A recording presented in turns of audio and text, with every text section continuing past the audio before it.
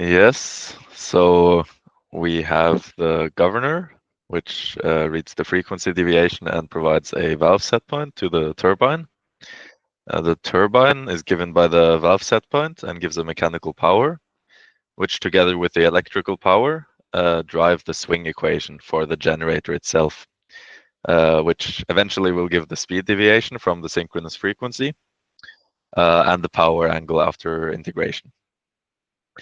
And so the question which remains is, where does this electrical power come from? So here it's modeled as just a linearization constant, but of course this has to come from some model of the electrical power. And the first step to deriving that is to remember from last time that if you have a very simple circuit where you have a voltage on one side and a voltage on the other side, and they are separated by a reactance, which, if you remember, X is just omega times L. So a reactance is closely linked to an inductance, so this is just a coil. Then the electrical power, and especially the active power, which is the one mostly related to frequency control, is simply given as the product of the two voltages divided by the reactance between them times the sine of the angle separating them. So this angle is also shown in this phasor diagram here between the two voltages. And for the synchronous generator, this angle is the power angle. This E is the field voltage induced by the rotor, which is typically not known. And V is the measured terminal voltage or even grid voltage. So if we are able to get the synchronous generator onto this form, then we can just use these formulas, and then we have the electrical power, which we can then linearize or use directly in simulations. So without further ado, we'll just start with the synchronous generators. So synchronous generators, they facilitate power conversion from mechanical to electrical. They consist of a rotor magnetic field, which is established due to the direct current in the field windings. This interacts with the stator magnetic field. Stator and armature are just used about each other. They're the fixed part around the rotor with the three coils. And these two magnetic fields interact to produce a torque, sometimes called the air gap torque, because the fluxes would link back and forth across the air gap between the rotor and the stator. So in steady state, your rotor magnetic flux rotates and produces an EMF in each stator winding. And if the generator is loaded with three-phase power, then the stator windings also generate a rotating magnetic flux. And these are offset by an angle, and that's the power angle. And that's incidentally also the power angle. So the power angle between the magnetic forces is the same as the power angle between the two voltages. And that's because voltage is the negative derivative of flux linkage, which was one of these electromagnetic equations in the very start. There are two types of rotors used in synchronous generators. This is a simplification, but these two types of rotors depend on if it's a high-speed turbine or a low-speed turbine. And the intuition there is fairly easy. If it's a high-speed turbine, which are typically steam or gas turbines, then the turbine can rotate already at the grid frequency. And so you only need one magnetic pole or one set of magnetic poles. So you call it a two-pole machine. And you can achieve this by just having a round rotor. So the coil just goes around this round rotor in the center. And then your machine simply has to rotate at the grid frequency of 50 hertz. If you have low-speed generators, and these are hydropower generators, they are low speeds, they will not be rotating at 50 hertz. Then you need to compensate by having more poles around the rotor. And the technically important part of that is that this means you need a different rotor construction. So for these high-speed turbines, they use round rotors. Well, for low-speed generators, they use something called salient poles. And very briefly, this is not a very detailed explanation. Salient poles are basically around the rotor. You have these sort of T-shaped looking things. And around these, you have the coil for that axis. And then you have another one offset. So you have these sort of things sticking out all the way around, and each has their own coils. And that's how you can have more poles. And if you double the amount of poles, you basically double the electrical frequency for a given mechanical rotation. The main disadvantage, I guess, at least from a modeling standpoint, is that the air gap, which is the gap between your rotor and your stator, is now no longer uniform due to these salient poles. So that's also called saliency. And that's such an important aspect because the distance of the air gap, it defines the reluctance to magnetic flux.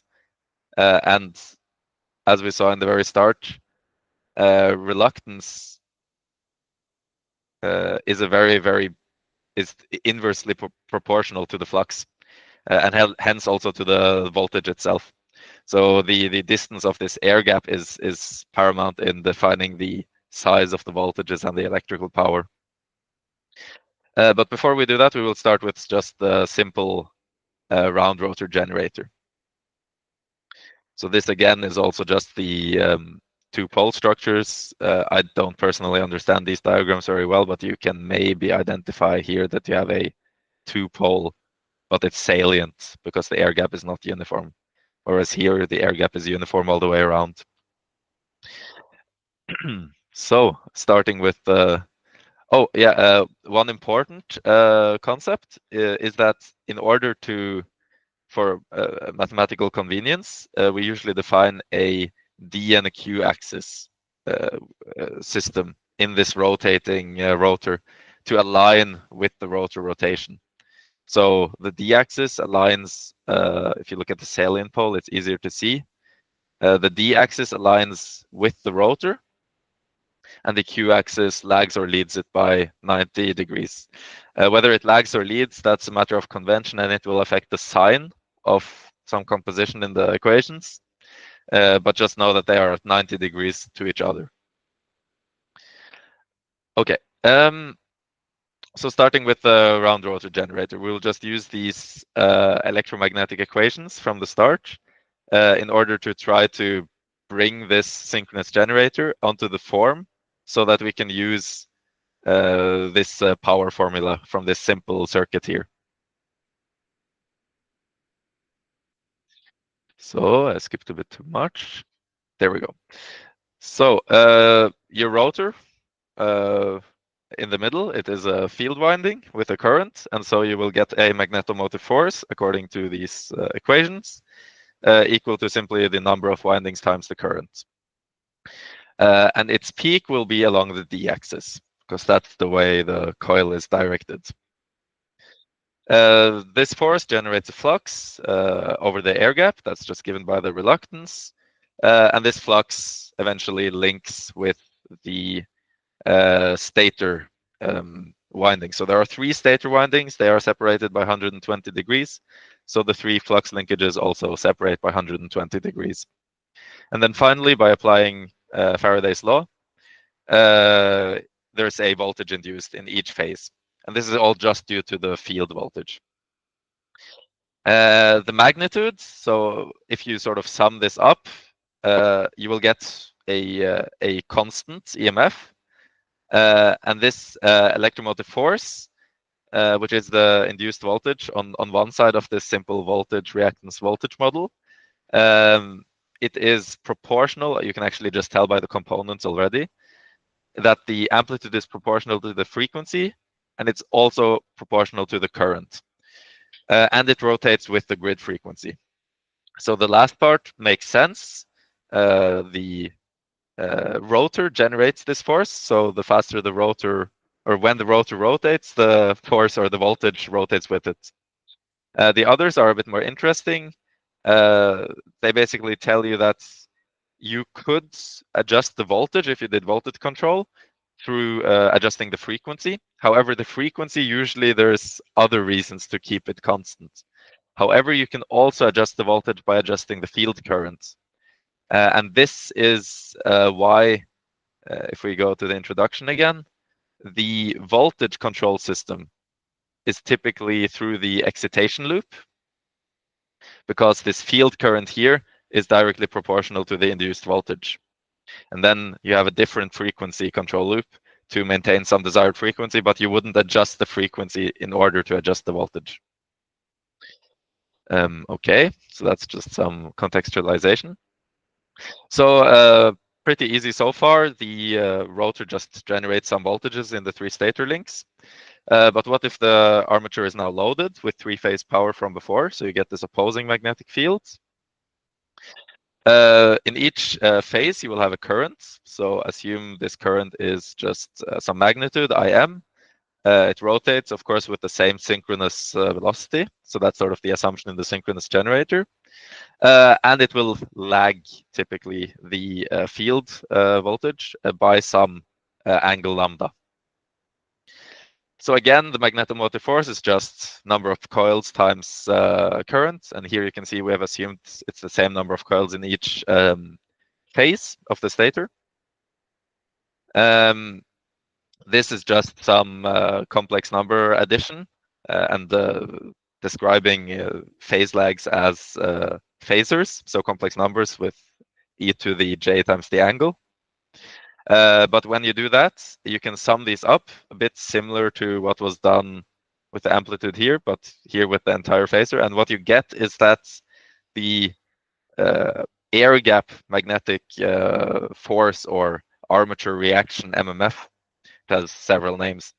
It's given by this very simple expression here. What this tells you is that it's n times I.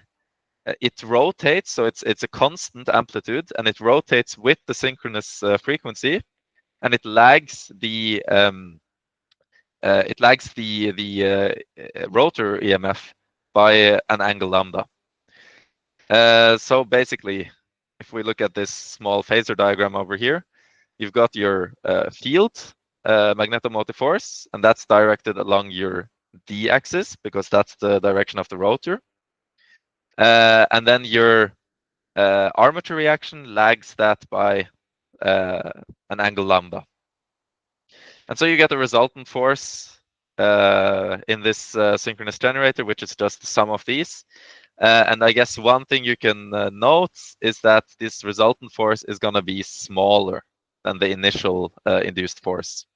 And that makes sense because you want your armature reaction to dampen out your electromagnetic force induced by the rotor.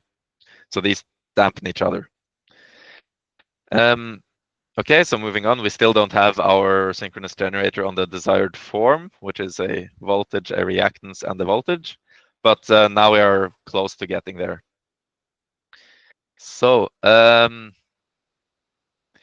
yeah, for the round rotor generator, we had our resultant force was our field force plus our armature force, which lagged by an angle lambda. If we write out the equations for the flux linkage and just go directly to the voltage, you get your excitation EMF, so your internal induced voltage, you can call it that. And then you get this second term. And it's this first term, that will be our 1 voltage on the side of this reactance. Usually this isn't measured, so that's one of the ones we want to estimate or find out. And this resultant EMF, that's what's probably going to be measured at your generator terminals, because it's your resultant voltage. And so that sort of indicates that we want to get this second term onto the form of just the reactance between these voltages. And this can be done pretty nicely because you can see that this term, it depends on Im times the sine of omega t. And if you remember the definition of this current itself in the stator winding, it was defined with the cosine. So basically what that's telling you is that the second term here, it lags your AC current by 90 degrees. And when you lag by 90 degrees, you can just multiply by the complex number j or minus j. So multiplication by complex numbers is the same as rotation of vectors. Furthermore, you can tell that due to the derivative, this omega jumps in front, and omega times L, that's a reactance. So if we account for this 90-degree phase shift by multiplying by j, and then we can just multiply by the AC current, and the AC current itself has this angle lambda already in it, so we don't need to account for that separately. And we call omega times L a reactance. Then what you have here is j times x times I. So if we look at the resultant equation, you will get the resultant force is your field force minus j times x times I. And again, going back to our basic electromagnetic formulas, j times x, so omega L is x, j times x, that's the impedance of an inductor. And the voltage generated by that is just the impedance times the current, so that would be j times x times I. So basically you have exactly what we wanted. You have, if we go to the circuit here, this is just a field circuit. Here is the electrical induced EMF, so the EF here from the rotor rotation. Here is the resultant voltage, and this will be equal to the terminal voltage if you disregard electrical imperfections. So for now, just assume this is the terminal voltage, which you can measure. And then between them, you have the voltage drop, JXI. And then this is just then one inductor modeled for this machine. And here we have the form we require. If we are to take this electrical imperfections into account, and we should know how to do this because sometimes you don't actually measure the voltage at the terminal, you measure it after the transformer terminals, and so you anyway have some reactances you need to account for. All you do is just add these voltage drops in order to get this voltage, so you will just have a bigger equivalent reactance between here. So if we'd follow the equation, it's just Kirchhoff's voltage laws. Then our terminal voltage here is our field voltage minus our reactance drop. And now you can see we've replaced this XA by XD. And XD stands for direct axis. The reason is we'll get to when we discuss salient pole generators. But that's simply adding all the reactances in the path. So you can see XD is just XA from the armature plus XL from the leakage reactance. And when you have it then on this form, this XD, you usually call it the synchronous reactance. So from this, you can easily get the power. The power is then the, find it again. The active power is then just the product of these two voltages divided by the reactance times the sine of the angle. So you know this voltage, this terminal voltage, you can measure it, but the internal voltage, you don't know it. But you can calculate it using this equation. The reactance here is usually given in the data sheet. So now it's about finding this induced voltage and this power angle, and then you can calculate the power for this scenario. So the first step is, of course, I said this terminal voltage, it's usually measured at the terminals of the generator. The current, you may think it's measured. Usually you'd measure like the active and reactive power between the generator and the grid. And from active and reactive power, it's easy to arrive at the current and the angle of the current. So then you have I, and you have V, and if there is any resistance, you assume you have it as well. This XD is actually given in data sheets, so it's a value that is computed for these synchronous generators. And then you can compute EF, and when you have EF and VG, then the angle between them is the power angle. So this is sort of tried to illustrate in a phasor diagram over here. I'll build up a phasor diagram like this later again for the salient pole generator. However, you can also pay attention that the voltage phasors all just lag the force phasors by 90 degrees due to Faraday's law. And here you can see the same. This is the mini triangle we had on the first simple slide for the power. You've got your terminal voltage, you've got your internal voltage, and they're separated by this synchronous reactance. This torque creation mechanism, not so important. It's just a derivation again of this formula. The salient pole generator has a slight complication. And the case with the round rotor is that we now simply said there is some constant reactance between here.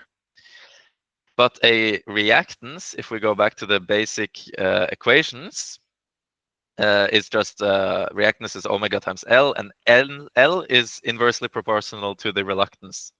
So if we say constant reactance, we say constant reluctance or constant resistance to magnetic flow across wherever the rotor is. But for the salient pole generator, this no longer holds. Because when you're aligned with the direct axis of the rotor, your air gap between the rotor and the stator will be minimum. So your reluctance will be minimum as well. You will have the least possible resistance to magnetic flow and the biggest reactance.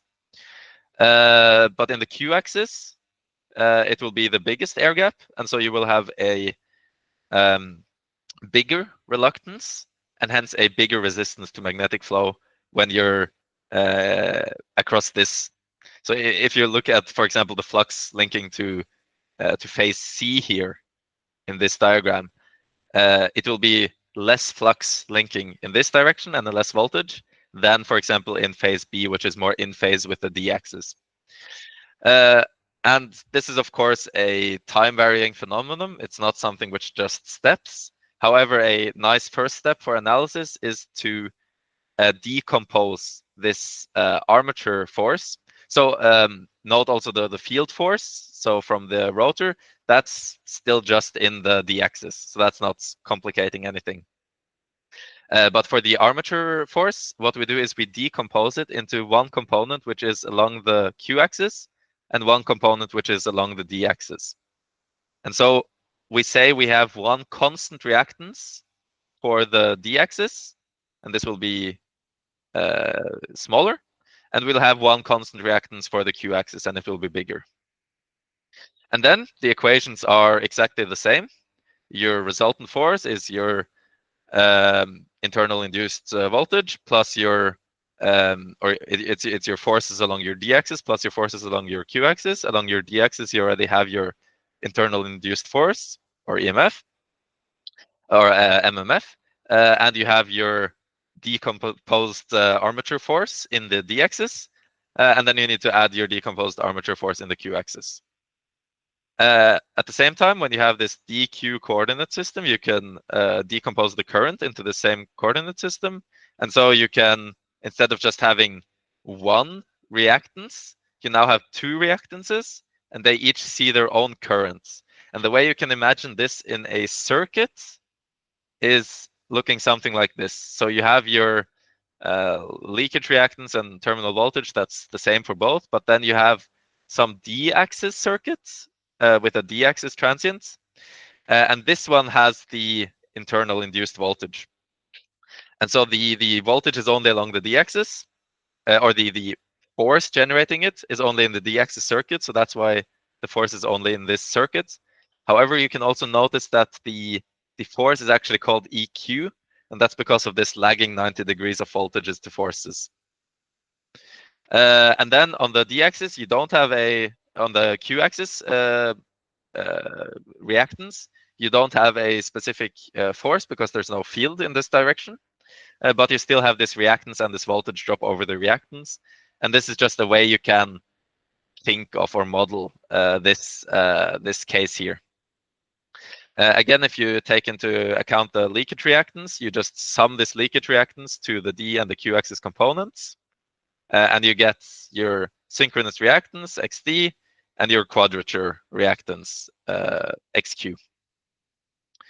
Again, we have the same type of scenario where you measure your terminal voltage and you measure your currents, sort of, because you get your reactive and active power, and then the magnitudes divided by the voltage is gonna give you the current, etc. So you basically measure the current.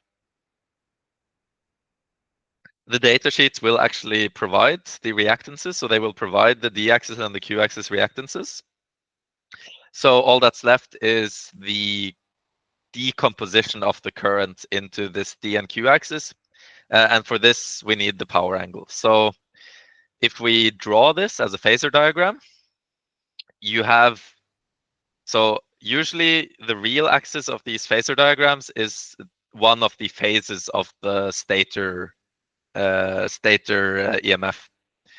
Then your voltage, depending on how many components are between this and the grid voltage, is gonna be at an angle to this, but we measure this. Your current is also gonna be at an angle. That's called your power factor angle. And then you can see that if you want to decompose this into the Q and D axis components, all that remains is that you need this power angle between your voltages and your internal induced voltage.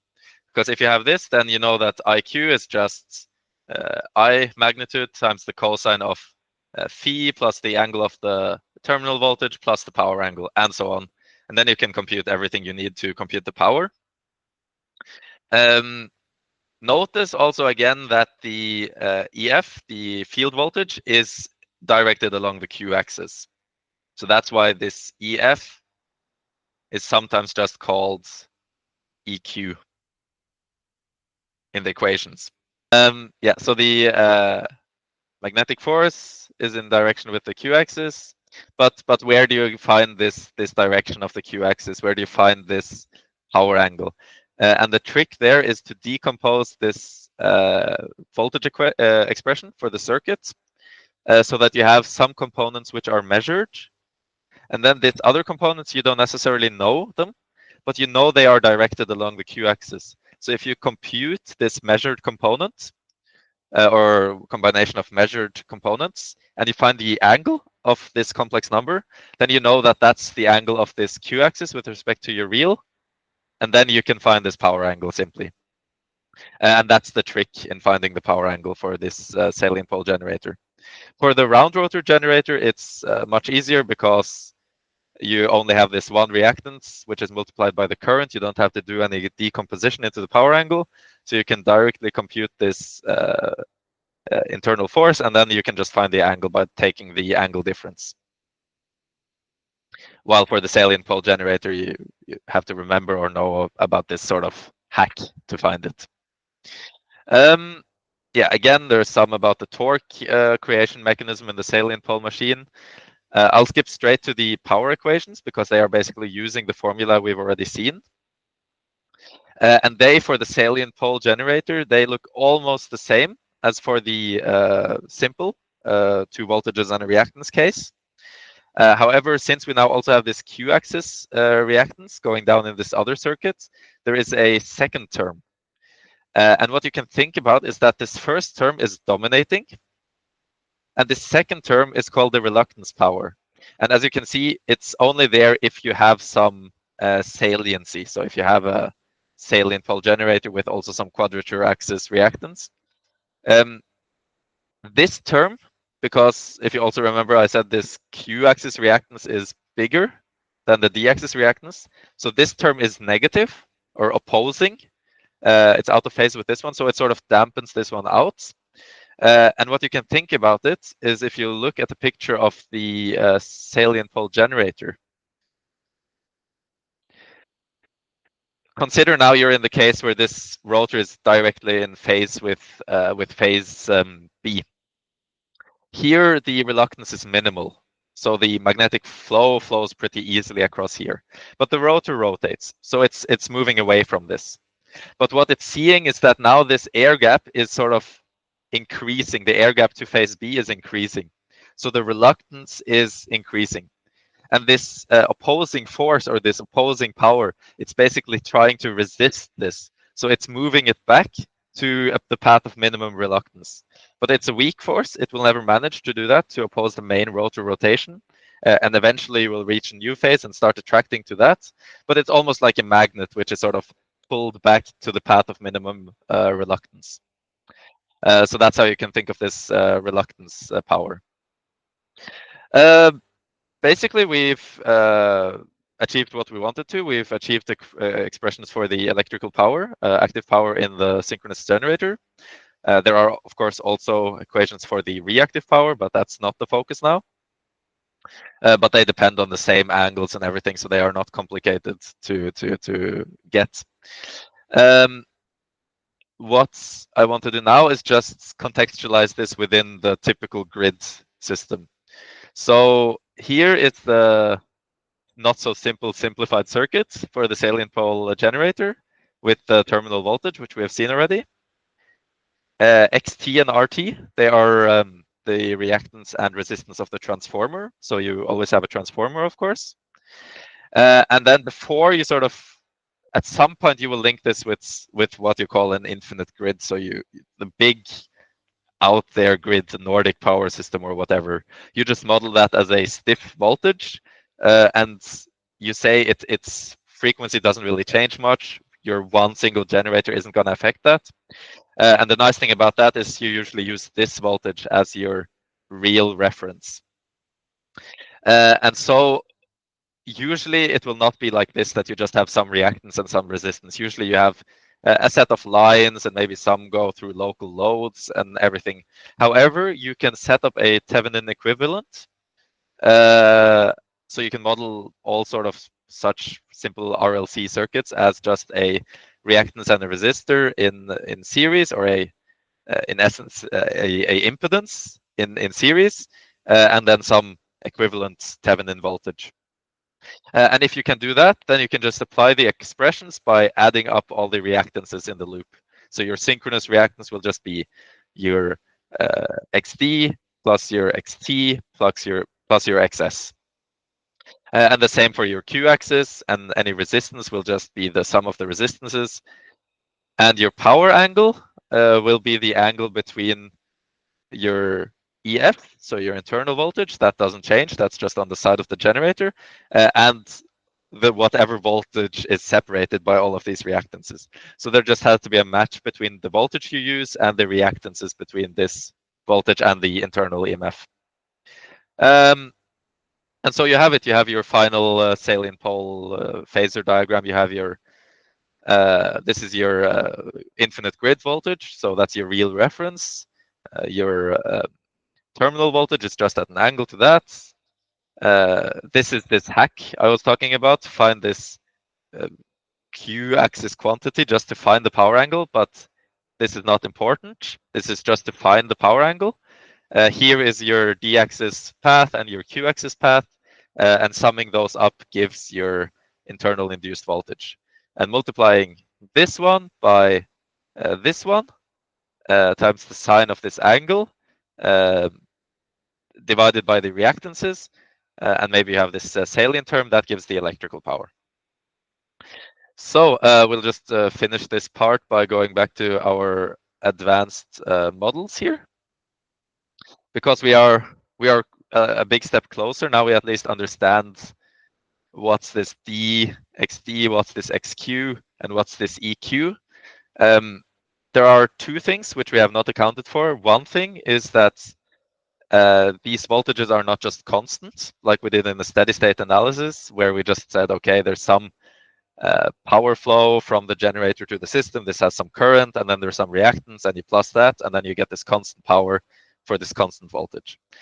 Things actually change, and that's what these differential equations model. So that's one thing, dynamics. The other thing is these dashes. So we know what XD and XQ are now. That's easy.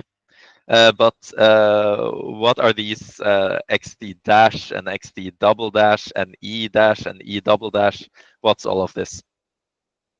And the main sort of concept there is that we look at our equivalent circuit again. We've said that this reactance is constant. But this reactance is all about sort of resistance to magnetic flow. And the synchronous generator is built with a set of specific coils which are not connected to anything, but they are only there to dampen out changes and during transients. So they exist only, they are sort of coils which aren't connected to anything, called damper windings, and these exist only to dampen out in the transients if something happens. And that's why in the transients, you will have a different reactance. You will have a lower reactance or more reluctance, so more resistance to magnetic flow. And that's what all these transient things are about. So you will have not just your direct axis, but you will also have your transients and your subtransient. And these phases, that'll be the topic of the next video. So what are these different transient reactances? How do you model it? Why do they differ? What are these damper windings? And at the very end, also some intuition about how to get this differential equation. And once you have that, then you really understand everything in this model. Yeah, so that's it for this session.